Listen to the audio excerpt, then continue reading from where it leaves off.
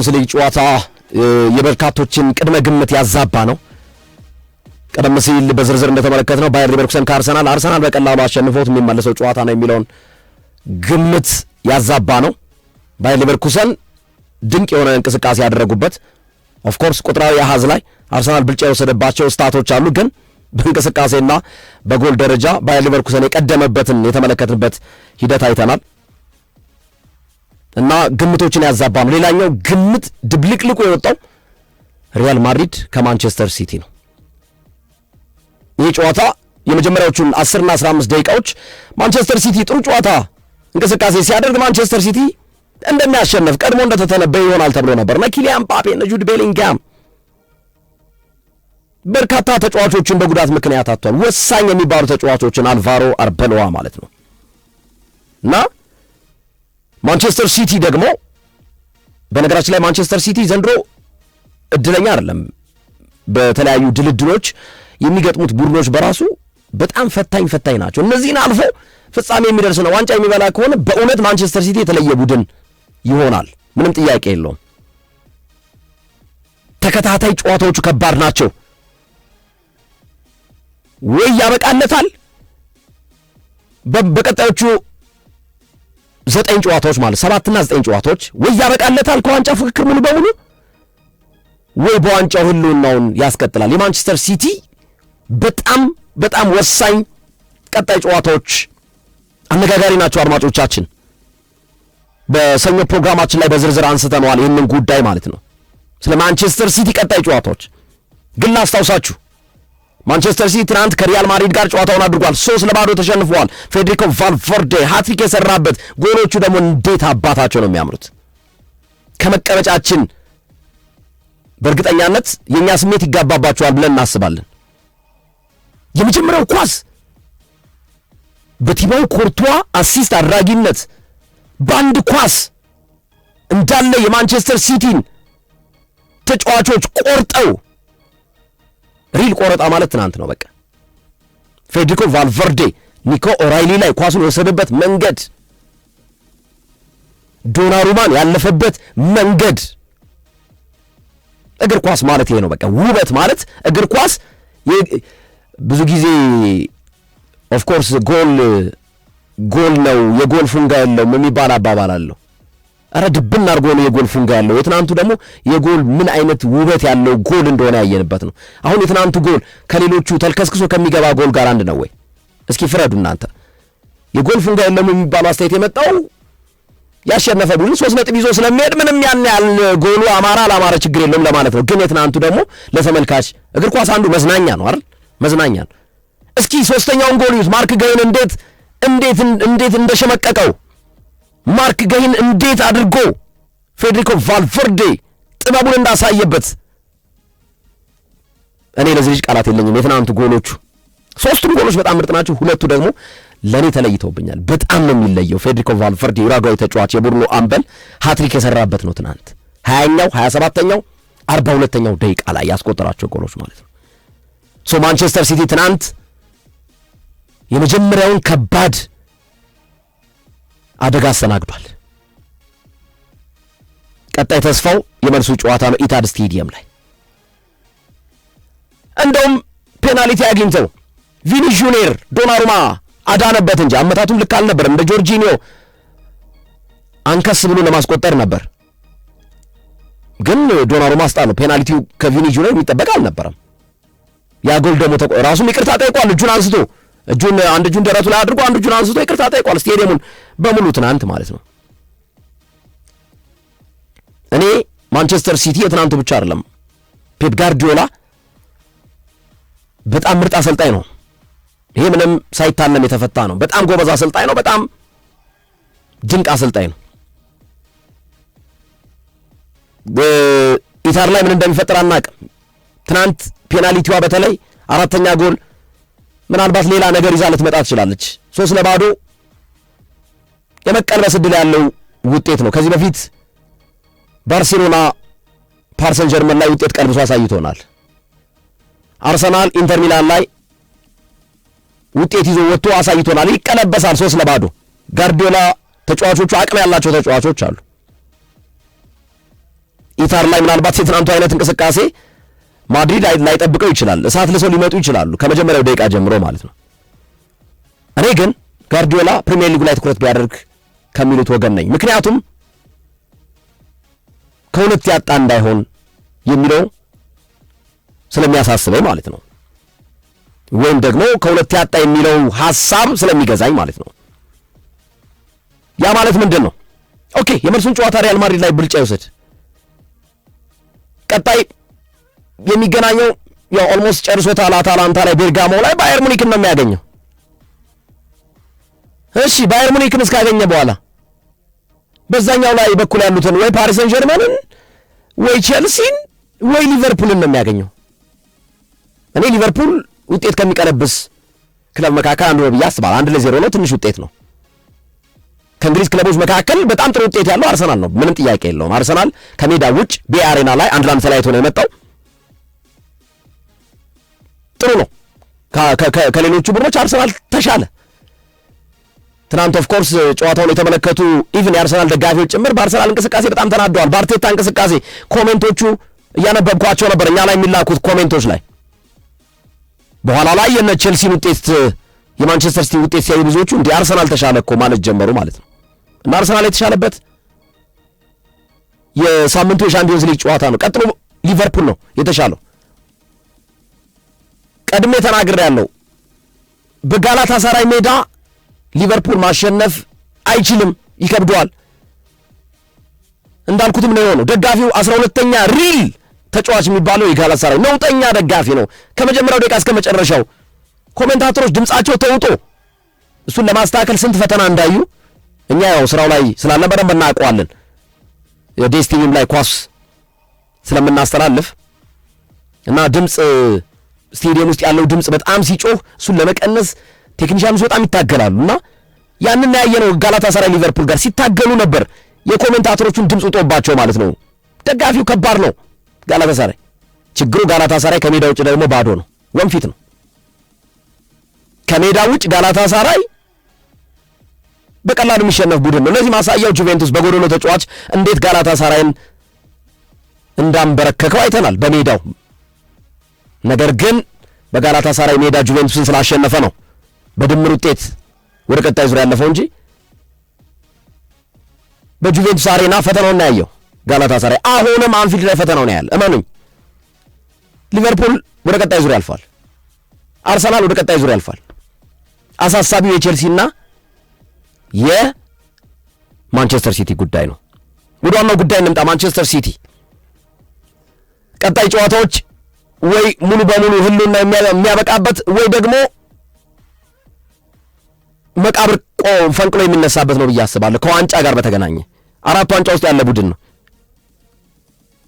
የሻምፒዮንስ ሊጉን ዋንጫ ልክ ውሃ ውስጥ እየሰመጠ እንደሚገኝ አውጡኝ እንደሚል ሰው አይነት ባህሪ ላይ ሆኖ ነው የምመለከተው። ማንቸስተር ሲቲን እጁን ዘርግቶ ሙሉ በሙሉ አልሰመጠም፣ ከወገቡ በላይ ሆኖ አውጡኝ ድረሱልኝ አይነት የሚል ነው የሚመስለኝ ማንቸስተር ሲቲ። ምክንያቱም ትናንት በሪያል ማድሪድ 3-0 ተሸንፏል። ሻምፒዮንስ ሊግን በተመለከተ ፕሪሚየር ሊግ ላይ አፈግፍጓል።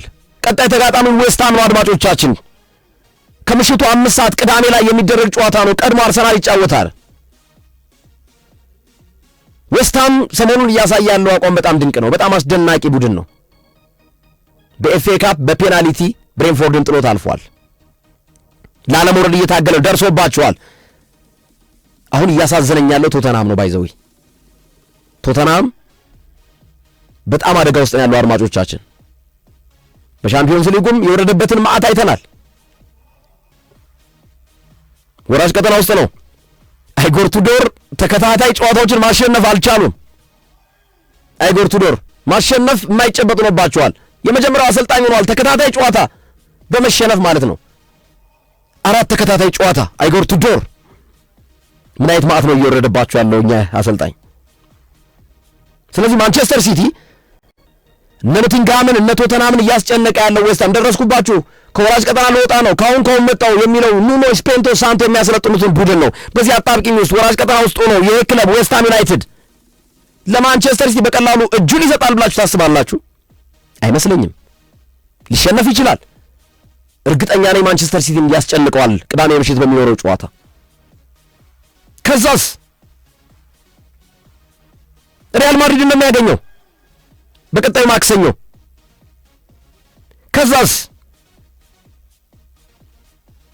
ከዛ በኋላ የሚኖረው ጨዋታ የካራባኦ ካፕ የፍጻሜ ጨዋታ ነው። ኢቭን በእነዚህ በሶስቱ መርሃ ግብሮች ከሶስቱ ዋንጫ ሊወጣ ይችላል ወይም በሶስቱም ዋንጫ ህልውናውን ሊያስቀጥል ይችላል። ግን ማንቸስተር ሲቲ ምን ያህል አጣብቂኝ ውስጥ እንዳለ ማሳያ ነው። ስለ ሶስቱ ዋንጫ ነው ያወራነው። አንደኛው ሻምፒዮንስ ሊግ ሙሉ በሙሉ ማክሰኞ ይታወቃል። ፕሪሚየር ሊግ በዌስትሃም ነጥብ ከጣለ እና አርሰናል ካሸነፈ ቻው። ከዛ በኋላ አርሰናልና ሲቲ እርስ በርሳቸው በሜዳቸው በኢታድ ሜዳ እንኳን ይገናኛሉ። የሚሆነውን ነገር አብረን እናያለን። ቀጥሎስ ካራባኦ ካፕ ማርች 22 በፈረንጆች አቆጣጠር ዌምብሊ ላይ ይገናኛሉ አርሰናልና ማንቸስተር ሲቲ። ከተሸነፈስ ዋንጫውን አርሰናል ይወስዳል። በሶስት ዋንጫ ሊያጣ የሚችልባቸው 3 ጨዋታዎች ናቸው፣ ተከታታይ ጨዋታዎቹ ማለት ነው የሚደረጉት። ከዛስ ኤፍኤ ካፕ ኳርተር ፋይናል ሊቨርፑልን ያገኛል። ደግሞ እንደገና አራተኛ ዋንጫው ህልውናው ይቀጥላል ወይስ አይቀጥልም የሚለው የሚታወቅበት ይሆናል። ቀጥሎስ ኢቭን ዌስትሃም ላይ ውጤት ቢሰምርለት ስታንፎርድ ብሪጅ ላይ ሄዶ ለቶፕ ፎር የሚጫወተውን ቼልሲ እንደሚገጥመው በፕሪሚየር ሊጉ። ኧረ ጎበዝ ማንቸስተር ሲቲ በጣም ፈተና ውስጥ ነው። በጣም ከባድ ፊክስቸር ነው ያለው ፊት ለፊት ያለው ማለት ነው። ኢቭን ዌስትሃምንም ቼልሲንም ሁለቱን የለንደን ክለቦች እንኳን ማለፍ ቢችል ቀጥሎ የሚያገኘው ማለት ነው የፕሪሚየር ሊጉን መሪ አርሰናል ነው። ኦፍ ኮርስ ኢታር ላይ ነው ጨዋታው የሚደረገው። አያችሁት ማንቸስተር ሲቲ ያለበት ውስብስብ። በዚህ ውስብስብ ደረጃ ውስጥ ነው እንግዲህ ትናንት 3-0 እጅን ሰጥቶ ሪያል ማድሪድ ጣራ ዘግቶ ዜጎቹን ሲቀጠቅጥ ያመሸው ማለት ነው። ጣራውን ቀድሞ ነው የከደነው፣ ቀድሞ ነው የዘጋው፣ ሲቀጠቅጠው ነው ያመሸው።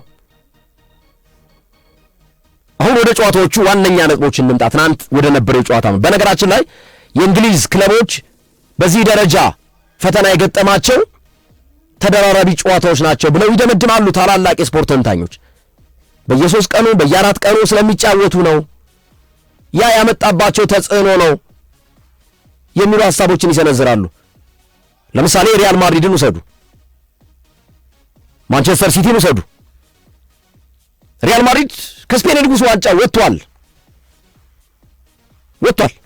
ሌላ ፍክክር ውስጥ ያለ ቶርናመንት ላይ የለም፣ ቀንሷል። አንዱን ቶርናመንት ቀንሷል። ማንቸስተር ሲቲስ 4ቱም የዋንጫ ፍክክር ውስጥ ያለ ክለብ ነው። ስለዚህ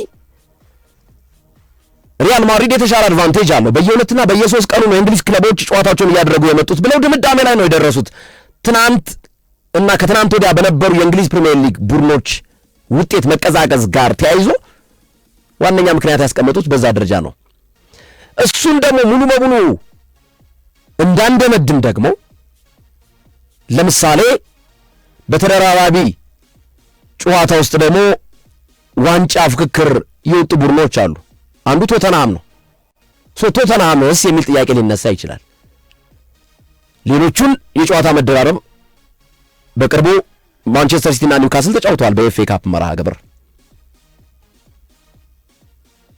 ግን ቶተንሃም ደግሞ በእንደዚህ አይነት ውድድሮች ላይ ቀድሞ የወጣ ክለብ ቢሆንም በርካታ ተጫዋቾቹ ምስቅልቅል ብለው በጉዳት ምክንያት የራቀ ወሳኝ የሚባሉት ተጫዋቾቹ ሙሉ ቡድን ቶተንሃም አደጋ ውስጥ የገባበት አድማጮቻችን፣ ሙሉ ቡድን በሚባል ደረጃ ማለት ነው። እነ ኩሉሴቪስኪ የሉም፣ እነ ጄምስ ማዲሰን የሉም። በጣም ብዙ ተጫዋቾቹ ነው የተጎዳው። እነ ቤርጋቬል የሉም። ጉዳት ነው ያመሰው። በጣም ጉዳት ያመሰው ክለብ ነው እና ቶተንሃምን በዛ ደረጃ ያስቀምጡታል። ኤል ስታዲዮ ሳንቲያጎ ቤርናባው የትናንት የጨዋታ መርሃ ግብር ሪያል ማድሪድ ከማንቸስተር ሲቲ ታክቲካል እቅዱ ምን ነበር? ምን አይነት ታክቲካል እቅድ ይዞ ገብቶ ነው እንደዚህ ማንቸስተር ሲቲን የቀጠቀጠው ነው ጥያቄው። ሚድ ብሎኩ ኮምፓክት ነበር በጣም የትናንት የጨዋታ መርሃ ግብር ላይ የ18 ዓመት ተጫዋች ቲያጎ ፒታሪች ከቹዋሚኒ ጋር ሆኖ ምን አይነት ወደፊት ተስፋ ያለው አማካኝ ተጫዋች እንደሆነ ያሳየበት ነው። ኮምፓክት ሚድ ብሎኩ ይሄን መሃል ላይ ያለው ኮምፓክት ነው፣ አታልፈውም እሱን። ሲቲ በጣም ተቸገረ መሃል ላይ።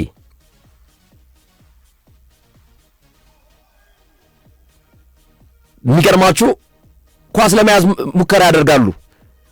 እስኪ ሮድሪን አይተነዋል በእንቅስቃሴ ላይ አልፎ አልፎ፣ ግን የተጠበቀውን ያክል ነበር። በርናንዶ ሲልቫ ይመጣ ነበር፣ የተጠበቀውን ያክል ነበር።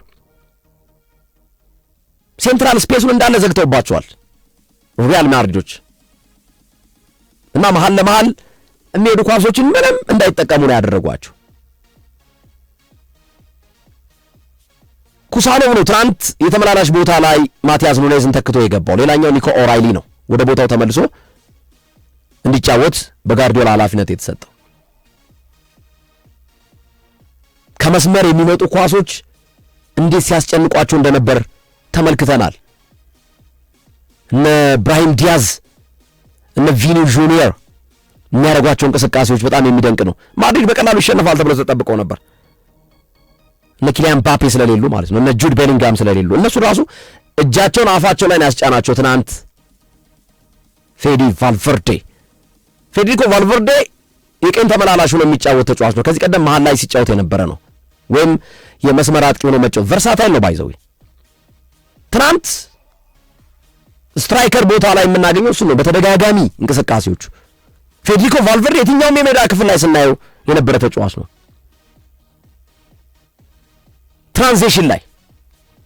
ትራንዚሽን አታክ ላይ ትራንዚሽን ማለት ከመከላከል ወደ ማጥቃት ከማጥቃት ወደ መከላከል የሚደረግ እንቅስቃሴ ላይ ሪያል ማድሪድ ፈጣን የሆነ ቨርቲካል ፓሶችን ነበር ሲጠቀም የነበረው። ፈጣን የሆነ ክንፉን አስፍተው ሲሮጡ የነበሩ ተጫዋቾች ነበሩ። አንዱ ቪኒ ጁኒየር ነው። የማጥቂያ ስፔስ ለማግኘት የማጥቂያ ቦታ እንዲያገኙ ለማድረግ ከመጀመሪያው ደቂቃ ጀምሮ ሹቶችን ሲያደርጉ ነበር ሪያል ማድሪዶች። ቫልቨርዴ ሃፍ ስፔሱን በአግባቡ ነው የተጠቀመው። በነገራችን ላይ ሃፍ ስፔስ በዊንጉና ወይም በክንፉና በመሃል ቦታው መካከል ያለ ቦታ ማለት ነው። ሃፍ ስፔስ የምንለው ወደ 16 ከ50 ልክ ለተጠጉ ስትሉ ብዙ ጊዜ የሃፍ ስፔስ ተጫዋች ብሩኖ ፈርናንዴዝ ነው። ኤግዛምፕል ካላችሁ ማለት ነው። ምንድነው ሃፍ ስፔስ የሚል ግራ እንዳያጋባችሁ ነው።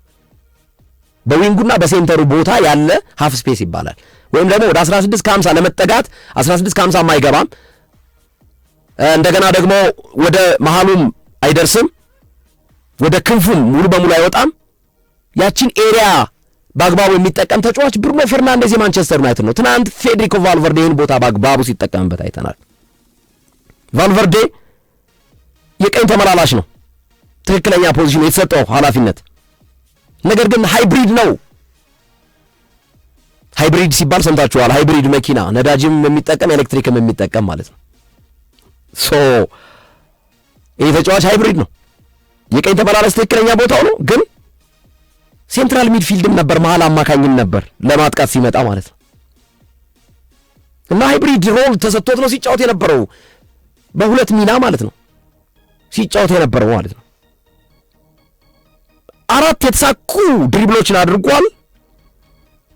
11 ዱል አሸንፏል፣ ግንኙነቶችን በርካታ ቻንሶችን ፈጥሯል። ሃትሪክ ሰርቷል፣ ጎል አስቆጥሯል። የጨዋታው ኮከብ በአስደናቂው ፌዴሪኮ ቫልቨርዴ ጎሎቹ ደግመው ደጋግመው ቢታዩ የማይሰለቹ ጎሎች፣ በጣም አስደናቂ ብቃት ያለው ተጫዋች ነው። ማንቸስተር ሲቲ የታክቲካል ችግሩ ምን ነበር? ትናንት 3-0 እንዲሸነፍ ያደረገው እንደውም 4ኛ ጎልም ተቆጥሮበት ነበር፣ ፔናልቲው ማለት ነው። ዶናሩማ ምስጋና ይግባውና ስላከሸፈው ማለት ነው። በጣም ደካማ የዲፌንሲቭ ትራንዚሽን ነበረው፣ በጣም ደካማ። ማርክ ገሂ ምን ነካው ነው ያልኩት ትናንት። የድሮ ማርክ ገሂ ሆኖ አላየሁትም በትናንቱ እንቅስቃሴ። የተከላካይ ትራንዚሽኑ ደካማ ነበር ማንቸስተር ሲቲ። ማንቸስተር ሲቲ ኳሱን በሚነጠቅበት ሰዓት ላይ መሃል ላይ ቦታ ይለቅ ነበር እንዲጫወቱ።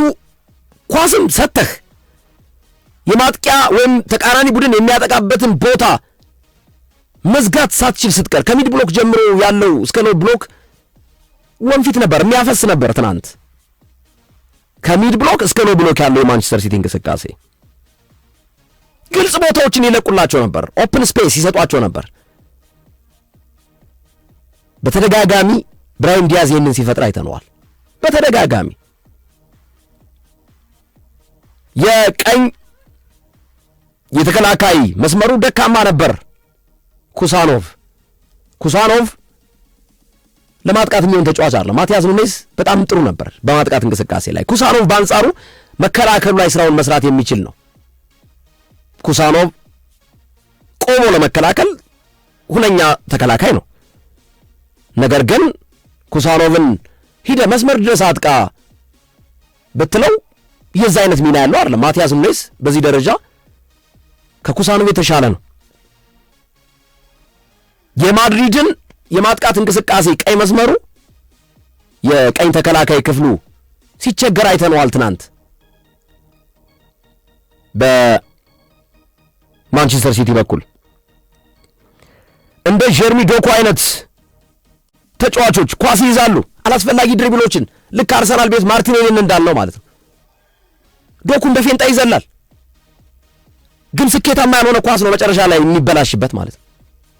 ይሄዳል ኳሱን፣ እግሩ በጣም ፈጣን ነው ባይዘው ዶኩ ይሄዳል፣ ኳሱ ይበላሽበታል፣ አስረክቧቸው ይመጣል፣ ወይ ደግሞ መሃል ላይ ኢንተርሴፕት ያደርጉታል፣ ያቋርጡታል ፓሱን ማለት ነው። የሚያቀብለውን ኳስ አቋርጠውት ይነጥቁበታል። ጀርሚ ዶኩ ልክ አልነበረም ትናንት እና ሪያል ማድሪድ በጣም በተደጋጋሚ ታርጌት አድርጎ በደንብ አይታችሁት ከሆነ ታርጌት ያደረገው ቦታ የማንቸስተር ሲቲን ቀኝ ተከላካይ ቦታ ነበር። በሱ በኩል ነበር ጫናዎችን ለመፍጠር እንቅስቃሴ ሲያደርጉ የነበረው። ሶስተኛው እንግዲህ ሁለቱን ዋነኛ ነገሮች አስቀምጠናል። አንደኛው ተከላካይ ትራንዚሽኑ በጣም ደካማ ነው። የቀኝ ተከላካዩ ደግሞ የበለጠ ለሪያል ማድሪድ የተመቸ ነው፣ ጫና ሲፈጠርበት ነበር ብለናል። ሶስተኛው ፔናልቲ ቦክስ ውስጥ የነበራቸው ፕሬዘንስ በጣም ደካማ ነው። ፔናልቲ ቦክስ ውስጥ ቶሎ ቶሎ የመገኘት እንቅስቃሴ በጣም ደካማ ሆኖ ነው ማንቸስተር ሲቲ ቤት የተመለከትነው። የማድሪድ ሴንትራል ዲፌንደሮቹ የማል ተከላካዮቹ እና አንቶኒ ሩዲገር በተደጋጋሚ ዱዌል ወን ያደርጉ ነበር፣ ያሸነፉ አንዳንድ ግንኙነቶችን ኤሪያል ዱዌል ወን ብልጫ ነበራቸው። አንድም የማንቸስተር ሲቲ ተጫዋች ወደ ሳጥኑ ገብቶ አስጨናቂ የሚባል እንቅስቃሴዎችን ሲያደርግ አልቻለም። ምክንያቱም እንዳነባብሮ ከሚድ ብሎኩ እስከ ተከላካይ ክፍሉ ትናንት ሪያል ማድሪድ የተሻለ ስለነበር፣ ለተከላካይ ክፍሉ ደግሞ ጥሩ እንዲሆን ያደረገው ሚድ ብሎኩ ፒታሪች የሚባል አንድ ስህተት ሰራ እንጂ ታዳጊ ልጅ ዋጋ የምታስከፍል ስህተት። ኒኮ ኦራይሊ ፒታሪች ኳስ ይዛለው ብሎ ጨርፎ የመታበትን ኳስ ግብ ጠባቂው ቲባው ኮርቶ ያዳናት በእግሩ እሷን ስህተት ሰራ እንጂ ይሄ ልጅ ጥንካሬ የሰጠው ለሚድ ብሎኩ ከቹዋሚኒ ጋር ሲሰሩት የነበረው በኋላ ካማቪንጋ እንዲገባ ተደረገ ደግሞ ማለት ነው። አዲስ ፊት ነው የተመለከትነው፣ አዲስ ተጫዋች ማለት ነው። በጣም ቁልፍ የሆኑ የታክቲካል ፍልሚያዎቹ ወይም ጦርነቶች ነበሩ በትናንቱ ጨዋታ። በማንቸስተር ሲቲ አማካኝ በኩል ሮድሪና በርናርዶ ሲልቫ ነበሩ። በማድሪድ አማካኝ ክፍል ደግሞ ቫልቨርዴ በዋናነት በመንቀሳቀስ ወደ አታኪንግ ጓዘን ብሎ ቹዋሚኒና ፒታሪች ደግሞ እነሱ ደግሞ የሆልዲንግ ሚድፊልደር ሚና የነበራቸው ነበሩ። እዚህ ቦታ ላይ ብልጫውን የወሰደው ሪያል ማድሪድ ነው። ለዛ ነው ትናንት በአግባቡ 3 ጎል ይዞ እንዲወጣ ያደረገው ማለት ነው። 3-0 እንዲያሸንፍ ያደረገው ማለት ነው። ሌላው የሳይኮሎጂካል ሞመንተም ከስነ ልቦና ጋር በተገናኘ ማለት ነው። ከመጀመሪያው ጎል በኋላ ማንቸስተር ሲቲ የዲፌንሲቭ ኦርጋናይዜሽኑን ሎስት ነው ያደረገው፣ በጣም ነው ያጣው። የተከላካይ ክፍሉ መዋቅሩን የመጀመሪያ ጎል ከተስተናገደ በኋላ በቃ ሙሉ በሙሉ የተከላካይ ክፍሉ ርብሽብሽ ነው ያለው፣ ስብርብር ነው ያለው። የስነ ልቦና ጫና ውስጥ ነው የገባው። በአንድ ኳስ ቲባው ኮርቷ ረዥም ኳስ ላክ ከኒኮ ኦራይሊ ፈጥኖ ቫልቨርዴ የወሰደበት መንገድ፣ ዶናሩማን እንደገና የደገመበት መንገድ በጣም ድንቅ ነው። እና ይቺ የመጀመሪያዋ ጎል የዲፌንሲቭ ኦርጋናይዜሽኑን የተከላካይ መዋቅሩን የማንቸስተር ሲቲን ስለ ልቦና ጫና ውስጥ እንዲገባ አድርጎታል። ማድሪድ ከዛ በኋላ የበለጠ አግሬሲቭ እንዲሆን አድርጎታል። በኃይል እንዲያጠቃ እድል ሰጥቶታል እና ሶስቱንም ጎል በ22 ደቂቃ ውስጥ ነው ቫልቨርዴ ያስቆጠራቸው። በ22 ደቂቃ እንደው ትንሽ ለማጠጋጋት ያክል ነው። 22ኛው ደቂቃ 27ኛውና 42ኛው ደቂቃ በ22 ደቂቃ በ22 ደቂቃ አካባቢ ማለት ነው። በ20 በሚለው እንውሰደው 22ኛው 27ኛውና 42ኛው ስለሆነ በ20 ደቂቃ ውስጥ ነው 3 ጎል ሃትሪክ ፌዴሪኮ ቫልቨርዴ ገና በጊዜ ጨዋታውን የገደሉት ማለት ነው። የመጀመሪያውን ጎል 22ኛው ደቂቃ፣ ቀጥሎ 27ኛው ደቂቃ፣ ቀጥሎ 42ኛው ደቂቃ ላይ። ስለዚህ አጠቃላይ ታክቲካል የሆነውን ማጠቃለያ ስናስቀምጠው ሪያል ማድሪድ ጨዋታውን ለምን አሸነፈ? በእነዚህ ምክንያቶች። አንደኛ ሚድ ብሎኩ ጠንካራ ነበር። ተከላካይ ክፍሉ በጣም ጠንካራ ነበር፣ ኮምፓክት ነበር፣ ዝግ ነበር፣ የተዘጋጋ ነበር፣ መስበር አልቻለም ሲቲ። ሁለተኛ ከመከላከል ወደ ማጥቃት ያለው ትራንዚሽን ገዳይ የሚባል አደገኛ የሚባል ነበር። የሁለተኛውን ደቂቃ ጎል ማየት ነው፣ እንዴት እንደተሻገረለት፣ እንዴት ኮንትሮል አድርጎ እንዳስቆጠረው። ሶስተኛ የቫልቨርዴ የፖዚሽናል ነጻነት። የቀኝ ተመላላሽ ነው ብለናል ቀደም፣ ግን ሃይብሪድ ነበር ብለናል። ሃይብሪድ ሮል ነው ሲወስድ የነበረው ብለናል። የፖዚሽናል ፍሪደም ነበረው። ሲፈልግ ቀኝ ላይ ይመጣል፣ ሲፈልግ መሃል ላይ፣ ሲፈልግ ያጠቃል። ያ ፍሪደም ነጻነት አርበሏ ለቫልቨርዴ መስጠቱ ሪያል ማድሪድ እንዲያሸንፍ አግዞታል። የማንቸስተር ሲቲ የተከላካይ ቅርጽ ከመጀመሪያው ጎል በኋላ ብትንትን ማለቱ ሪያል ማድሪድ ድል ይዞ እንዲወጣ አድርጎታል። ለምን ማንቸስተር ሲቲ ተሸነፈ? እናጠቃለሁ። ማንቸስተር ሲቲ ዋና ዋና ነጥቦች እናስቀምጣቸው። በጣም ደካማ የተከላካይ ትራንዚሽን ነበረው። ደካማ በፋይናል ሰርዱ ላይ ወይም የመጨረሻው ሶስተኛው የተቃራኒ ሜዳ ክፍል ላይ በጣም ዘገምተኛ ነበሩ። ኤሊ ነበር ማንቸስተር ሲቲ። ኤሊ ድሮ የምናውቀው እንደዚህ አልነበረም። ሃላንድ የት ነበር ትናንት? እስኪ አርሊ ብራውት ሃላንድ የት ነበር? ሜዳ ውስጥ እኮ ስሙና ማሊያው ብቻ ካልሆነ ወይም ሰውነቱ ብቻ ካልሆነ እንቅስቃሴ ላይ እኮ ሃላንድን አላየነውም። ትናንት በነበረው ተቀይሮ ነው የወጣው መጨረሻ ላይ። ሳጥን ውስጥ የድሮ ማንቸስተር ሲቲ በሩጫ የማስጨነቅ ተከላካዮችን ሂደት በጣም እጥረት፣ ክፍተት ነበረበት ተቃራኒ ቦክስ ውስጥ።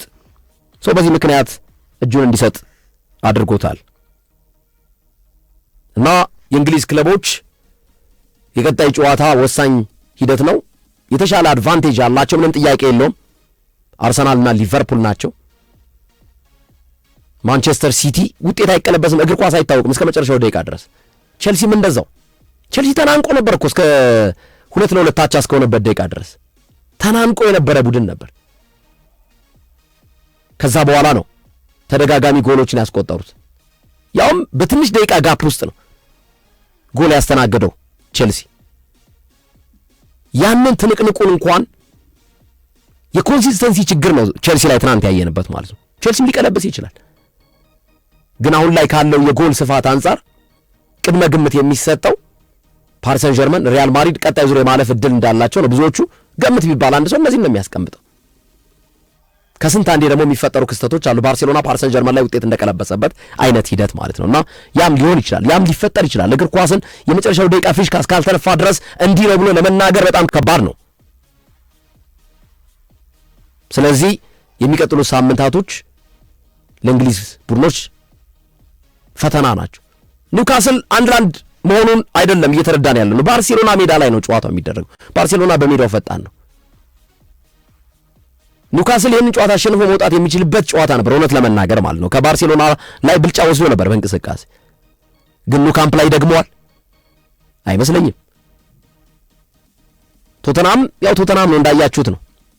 በሜዳውም ከሜዳው ውጭም አደጋ ያለበት ቡድን ነው።